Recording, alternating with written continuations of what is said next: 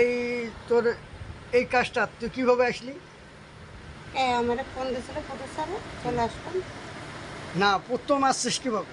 ও প্রথম কিভাবে হ্যাঁ। আসলাম, তো আমি ওই যে কিচ্ছার মধ্যে নাম্বার দেওয়া থাকতো না, ওগুলা দিয়ে আমি শয়তানি করতাম। হ্যাঁ, পরে শয়তানি করতে করতে পরে আমি তারে বললাম যে ভাইয়া মানে কি শুটিং শেখানো যাবে? হ্যাঁ যাবে, সমস্যা নেই আসো। তো আমার লাগে দেখা করে না, আচ্ছা সমস্যা নেই আসবে। কোন জায়গাতে আসতে হবে? বলে মৌচাক। আচ্ছা ঠিক আছে। তো আমি তার সঙ্গে দেখা করলাম।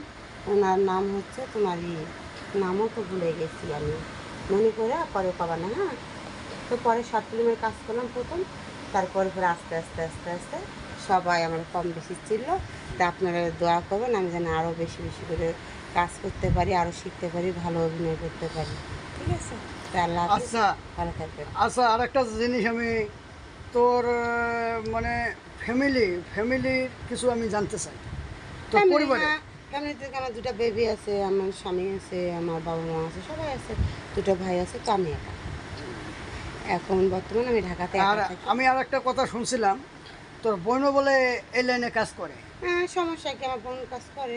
বড় কতদিন আপা, থেকে তোর বোন কাজ করে? আমার বোন কাজ করে প্রায় 9 মাস হচ্ছে।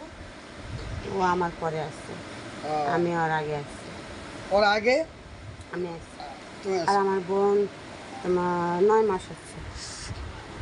9 মাস। হ্যাঁ। যাই হোক দর্শক, মমতাজ, ভাইরাল মমতাজ সবাই চেনেন। তা এর কিছু কাহিনী নিয়ে আমি তুলে ধরলাম। আপনাদের ভালো লাগলে আপনারা এই ভিডিওটা দেখবেন আর কি। ওকে, আল্লাহ হাফেজ। আমার দেখা যাবে না।